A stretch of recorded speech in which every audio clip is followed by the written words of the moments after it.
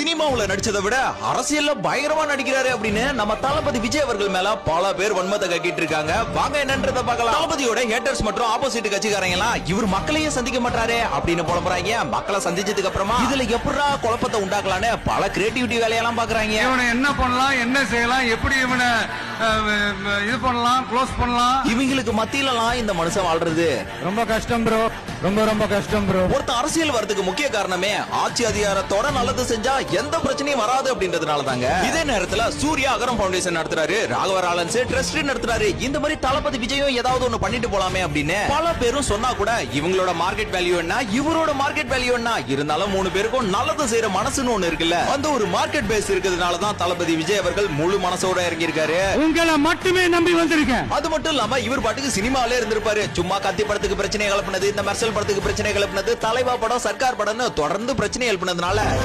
எதிரிங்க உருவாகிறது இல்லைங்க, நாம தான் உருவாக்குறோம். சோ பொறுத்திருந்து பார்ப்போம் தமிழகத்தின் நாளைய வெற்றி விடியலை.